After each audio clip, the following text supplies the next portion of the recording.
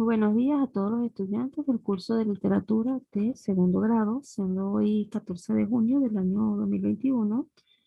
A las 9 de la mañana iniciamos esta primera sesión de este curso y vamos a dar un espacio para que los estudiantes vayan ingresando.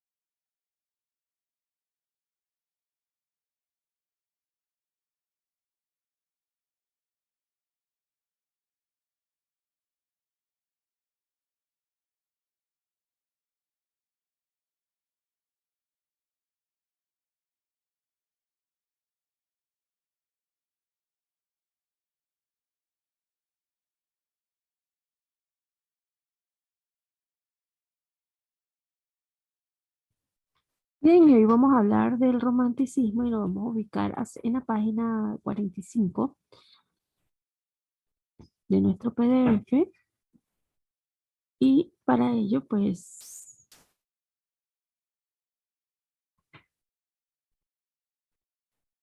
un momentito. Bien.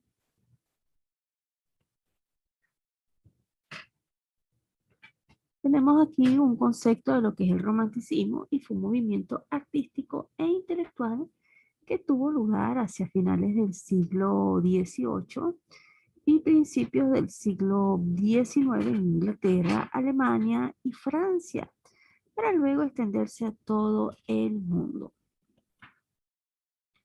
Copia este concepto en tu cuaderno.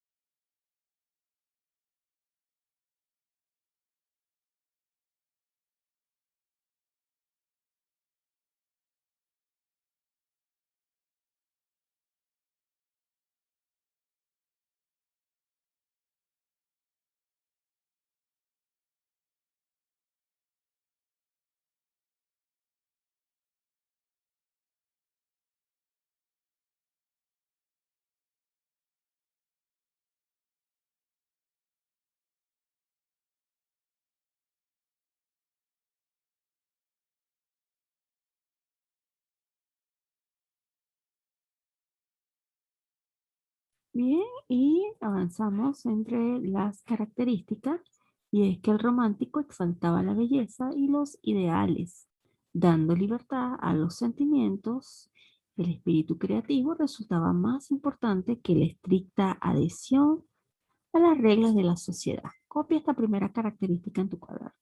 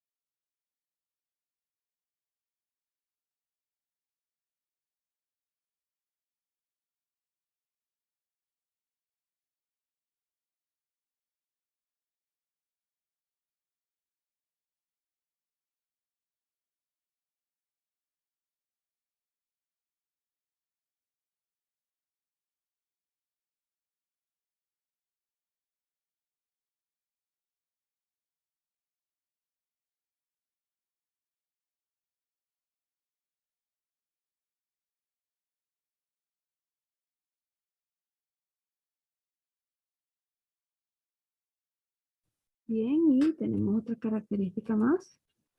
Y es que el artista romántico pues buscaba escapar de la realidad inmediata que lo abrumaba y lo angustiaba. Por eso las obras suelen representarse en épocas pasadas o en lugares lejanos.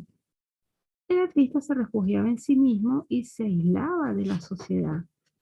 Copia esto en tu cuaderno.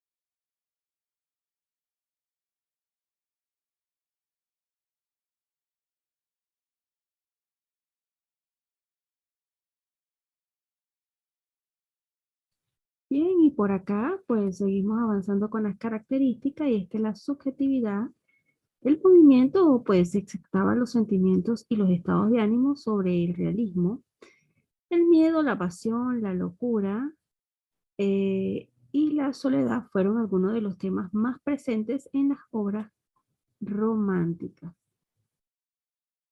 Copien esto en sus cuadernos.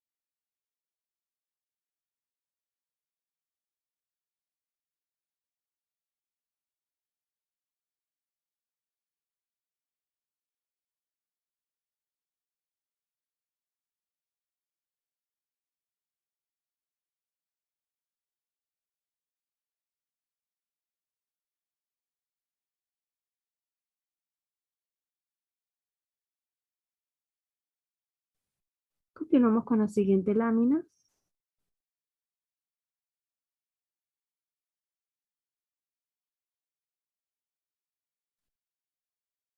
Y entre los representantes del romanticismo, pues tenemos que considerando a uno de los máximos representantes del romanticismo, así como su padre, puesto que Goethe fue el autor de la obra Cartas al joven Werther, perdón, libro publicado en 1774 por este autor alemán, Johann Wolfgang Goethe.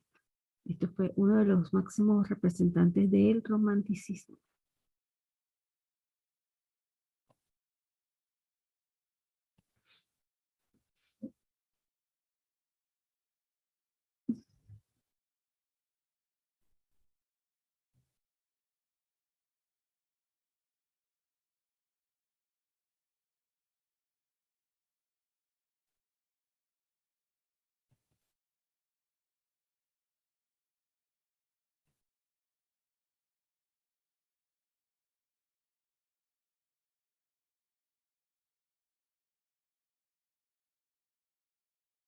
Siguiente autor, Johann Schiller, y es el autor de las novelas románticas de Guillermo Tell y del poemario El Caballero de Teutoburg.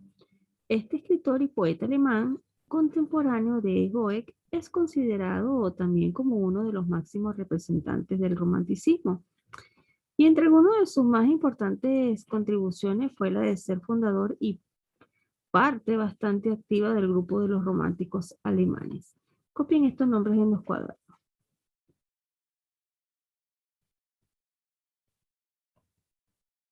También les recuerdo a los estudiantes que la hora de ingreso al aula de Zoom es hasta las 9:05, no 9:07, no 9:10, ni 9:11, 9:05. Ténganlo presente.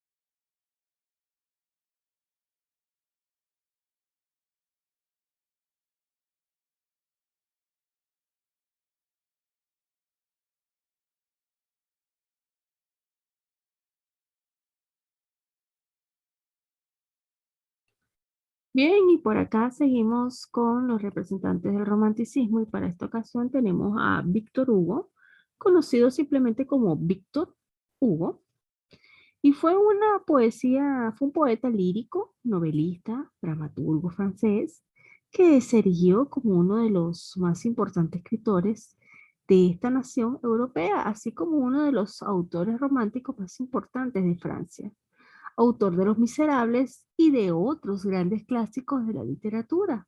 Víctor Hugo pues destacó por conjugar a la perfección la preocupación y el compromiso social con el alma romántica que recorría Europa.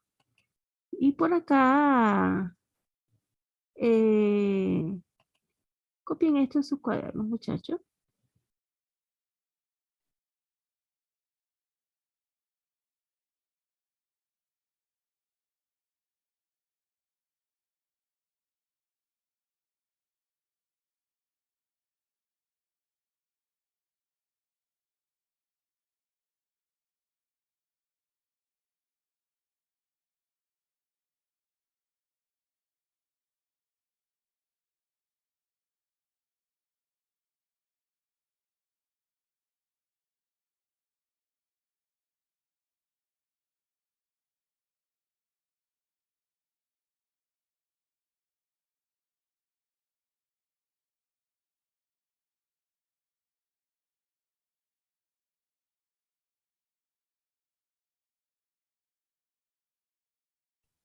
Siguiente representante, y aquí tenemos a bueno, Joan Chile, ya lo mencioné.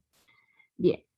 Y entre las obras más famosas, pues estuvimos hablando de que Víctor Hugo es uno de los exponentes más representativos del romanticismo y fue el escritor de Los Miserables. Y por acá te traigo la obra Los Miserables, una portada bastante alusiva a la obra.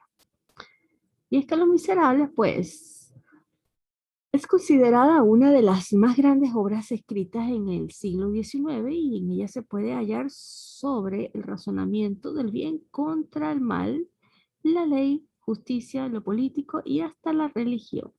Copien esta sinopsis, por favor.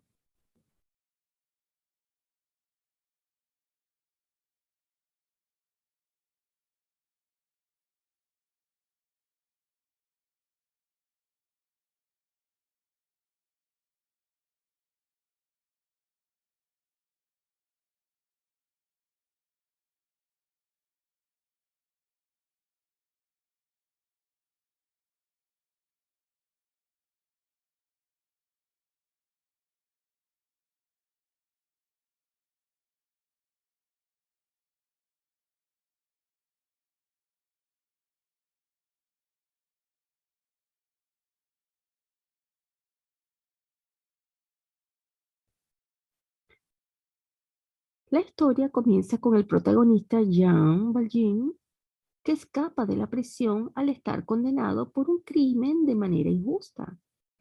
Al poder escapar, vaga por las calles desamparado hasta que el destino lo pone en la puerta del Monseñor Charles Bienvenu Myriel y él mismo lo recibe en su hogar, el tiempo que desee, lo que Jean Valjean pues ignora quién en verdad es este señor, sin importarle pues la buena acción que el señor Miriel hizo por él.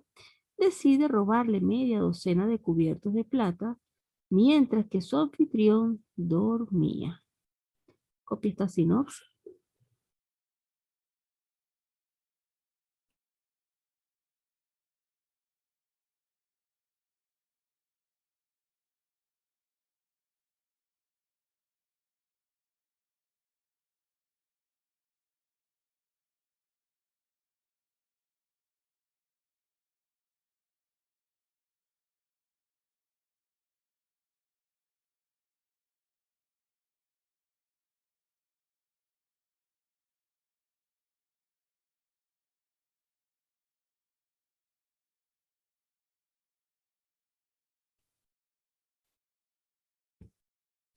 Jean Valjean pues abandona la casa en medio de la noche, pero para su mala suerte es apresado por la policía mientras intentaba huir. La policía lo lleva de regreso a la casa del monseñor Miriel, a quien le explica la situación y para sorpresa de Jean, pues el monseñor declara que no hay problema alguno, ya que él le había regalado esos cubiertos de plata, es decir, que el monseñor em, dijo una mentirita, no dijo la verdad, no le dijo que Jean Valjean le había robado, sino que al contrario, que le había regalado esos cubiertos. Copia esa sinopsis.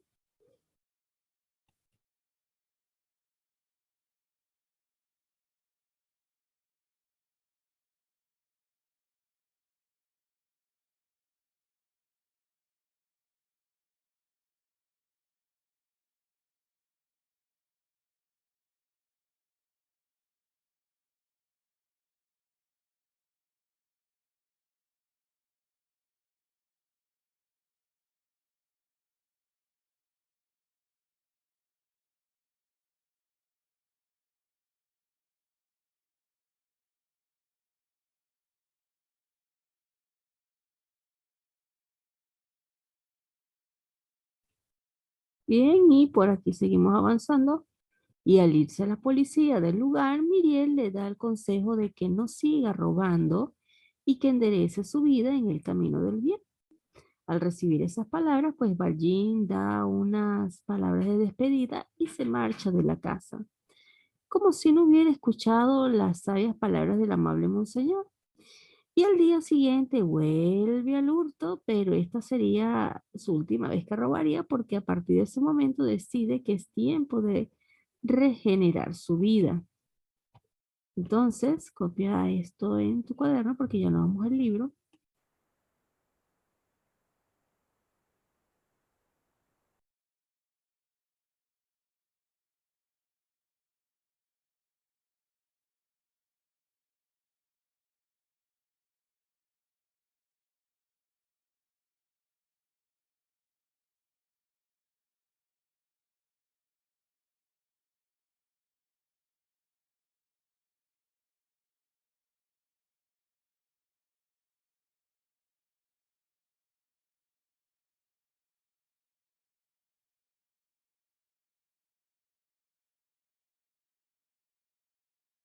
Bien, y nos vamos un momentico al libro.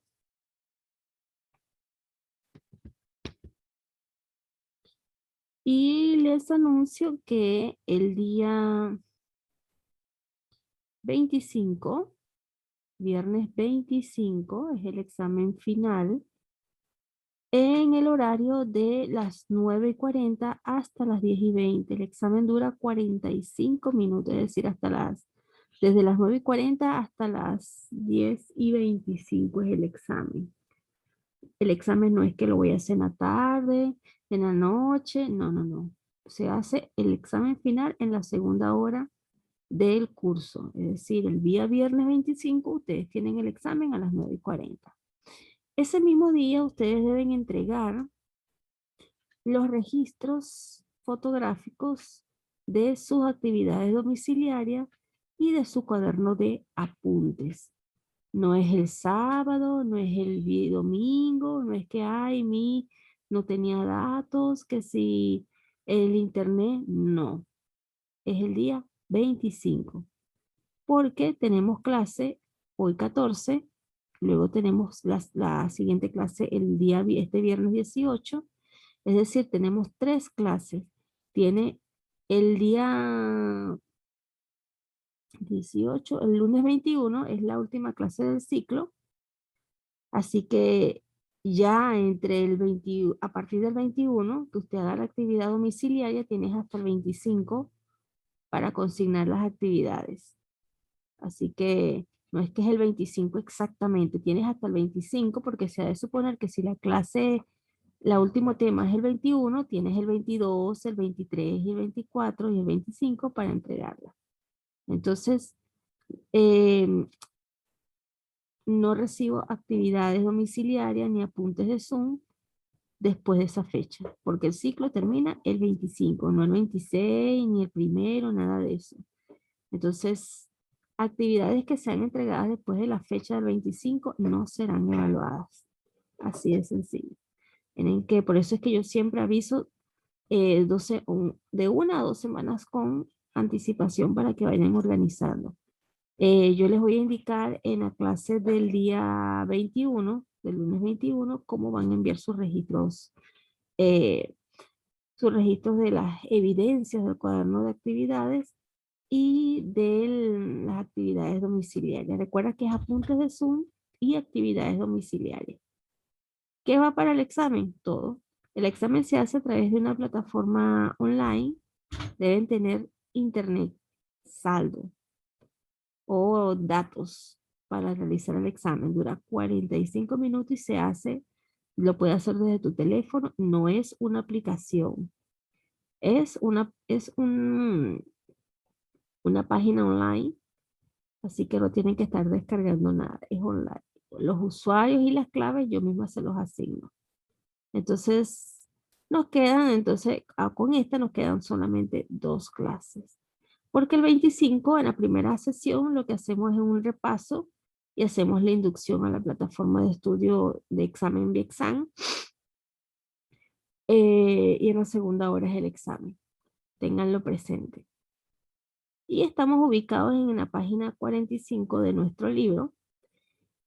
Y por aquí, pues, hablamos del romanticismo en Europa. Lo que fue Francia, Alemania, esos países bonitos y románticos.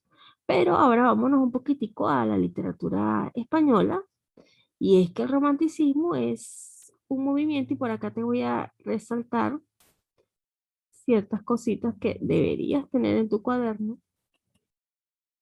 Ok. El romanticismo, pues, es un movimiento, o fue un movimiento revolucionario en todos los ámbitos vitales. Más que todo esto fue en las artes. Rompe con los esquemas estableciendo en el neoclasicismo y defendiendo la fantasía, la imaginación y las fuerzas irracionales del espíritu. El neoclasicismo aún se inicia en el neoclasicismo aún se iniciaron en la postura, perdón, momentito, voy a borrar aquí, eh, con Z. Ok. El neoclasicismo pues aún perdura en algunos autores, pero muchos que se iniciaron en la postura neoclasicista se convirtieron ávidamente al romanticismo. Y es que la clase pasada pues estuvimos hablando acerca de, por acá lo tengo, de las fábulas de Samaniego, lo que es el neoclasicismo, y estuvimos hablando de estas famosas fábulas que son un poquito, es como una colección, pero bastante llena de moralejas. Y entonces por acá pues eh, tenemos a Duque de Rivas o José de Espronceda, quienes se convirtieron en románticos viniendo de la corriente neoclasicista. Otros, sin embargo, fueron desde sus inicios románticos convencidos. O sea, no es que llegó un movimiento artístico y ya todos hablan el mismo lenguaje. Es como la moda. La moda no es para todos. El hecho de que hoy en día, vamos a suponer que esté de moda los tacos, no es para todos.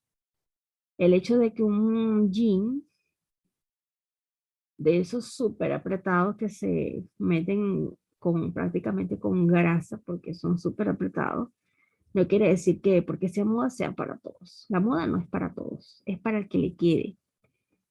Entonces la gente, aunque la moda no sea para ellos, pues se le ponen, se la ponen y ahí podemos ver, podemos hacer autores críticos señalando quién le luce y quién no. Pero la moda no es para todos. Los vestidos que ustedes ven en las chicas más que todo en las tiendas no son para todas. No para todos los cuerpos están diseñados esos vestidos. Si usted se quiere poner un vestido de Cenicienta, pero su cuerpo es de una abejita obrera, pues no le va a quedar muy bien. Así que va más bien a pasar por criticada. Entonces, igual los muchachos, la moda no es para todos. Imagínense una persona de 60 años vistiéndose como un chico de 20, 25, pues obviamente no coincide. De esta manera, el hecho de que se haya generado la lengua el movimiento neoclásico, volviendo a las tradiciones, pues no quiere decir que todos los escritores de la época ya tenían el mismo lenguaje y todos eran neoclasicistas, ¿no? No, no, no, no, no. Habían otros que conservaban todavía las posturas renacentistas. Otros sí podían adaptarse fácilmente a la innovación del romanticismo, otros que iban, vamos a decir, escritores nacientes, pues se iban incorporando a lo que es el romanticismo y se sintieron plenamente identificados por ser genuinos, pues. Es como que ahorita estamos en el movimiento romántico y yo nunca he escrito, así obras no, pero de repente me llega la musa o la inspiración y me convierta en una romántica empedernida de las grandes obras. Entonces soy una persona, una escritora romántica. Y suponiendo que llegue cambiante el romanticismo a un ejemplo, al barroco, pues si yo considero que el romanticismo es mi corriente porque considero que en ella me siento muy identificada, pues mantengo mi corriente y que otros pues sigan con adaptándose a esas corrientes, pues. Entonces, de esta manera, pues, había muchos cambios, pues, dentro de la literatura. El término romanticismo, pues, dista mucho de ser claro. Además, la evolución del movimiento cambia según el país. Entonces, aquí se los voy a colocar. La evolución del movimiento cambia según el país. De esta manera, pues, la ilustración, el Renacimiento, el neoclasicismo, el barroco, el medievalismo, va a tener sus enfoques, pero va a depender dónde se encuentre. No va, por ejemplo, el neoclasicismo, pues va a ser igual el de Europa que aquí en Latinoamérica. ¿Ve? Va a ser muy distinto. Y es que en el siglo XVII aparece ya en Inglaterra con el emocionante y amoroso James Baldwin. Y tenemos acá que lo utiliza para describir el motivo. Y en Alemania, es para que observen acá, pues, en el caso de un momentico, Inglaterra, miren cómo se da este movimiento. Se da con el significado de lo irreal de Samuel Beckett y lo emplea en el sentido de emocionante y amoroso, el romanticismo, ¿no?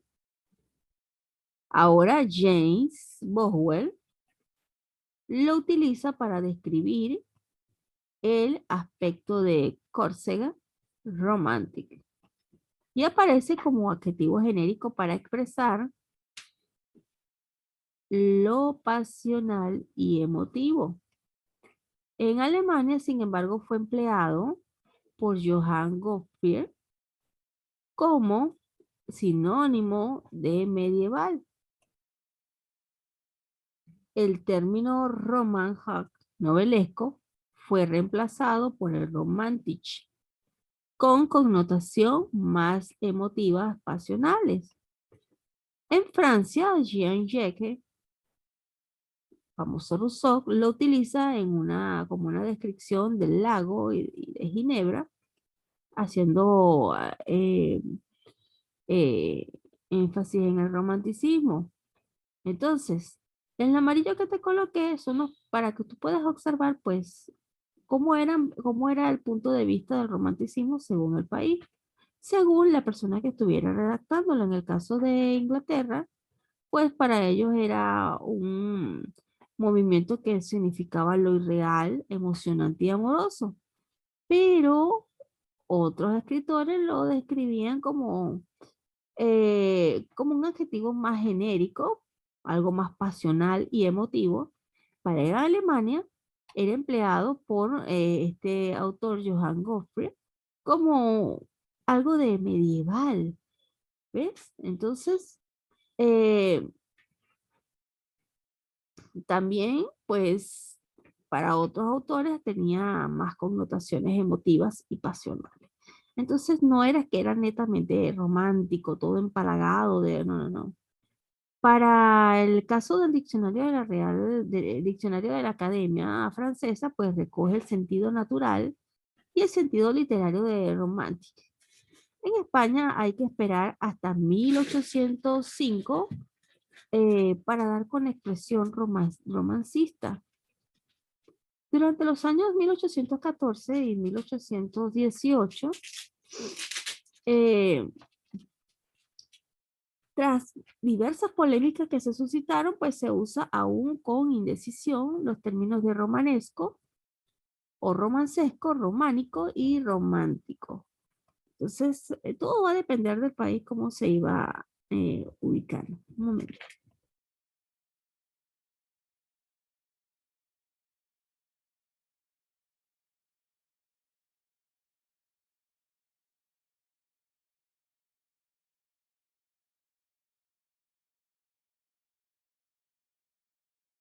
Bien, y seguimos acá en nuestro libro, en la página 45, pues en 1798 el diccionario de la Academia Francesa, pues le da este sentido, pues. Entonces, quiero que observes, pues, el punto de vista de cada quien. De repente para ti el romanticismo que sea como que hay algo como que más pasional que emotivo. Para otros puede ser más emotivo y pasional. Para otros puede ser más, no pasional, sino romántico. Una cosa es ser romántico y otra cosa es ser pasional. Y los precursores del romanticismo, que de ello vamos a hablar, se extendió por Europa y América y son Rousseau y el dramaturgo alemán Goethe. Bajo el influjo de esta figura, pues los románticos se encaminan a crear obras menos perfectas y menos regulares, pero más profundas e íntimas.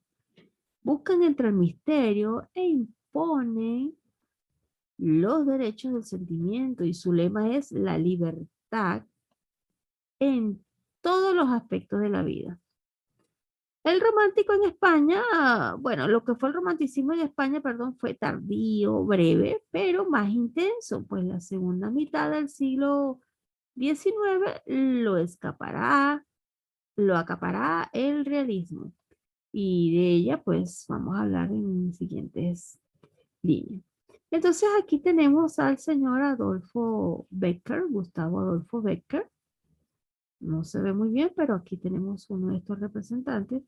Y este señor, pues, eh, aunque nació en Sevilla, tenía el dote de pintor, pues también era hijo de un artista, José Domínguez Insausti, quien firmaba sus cuadros con el apellido de sus antepasados como José Domínguez Becker. Su madre fue Joaquina Bastida Vargas y por el lado paterno pues descendía de una familia noble de comerciantes de origen flamenco. Los Becker o Becker, establecida en la capital andaluza en el siglo XVI, de su prestigio da testimonio el hecho de que poseyeran capillas y sepulturas en la catedral misma desde 1622. Decía que Becker eran personas pudientes, pues. Entonces, por acá pues tenemos parte de su pequeña biografía y es que Becker, sus antepasados directos empezando por su mismo padre, fueron pintores de costumbres andaluzas. Y tanto Gustavo Adolfo como su hermano Valeriano estuvieron muy dotados para el dibujo. Valeriano, de hecho, se inclinó por la pintura. Sin embargo, el padre murió en el año de 1841 cuando contaba el poeta, pues, eh, 4 años. Y esa vocación pictórica perdió el principal de sus objetivos.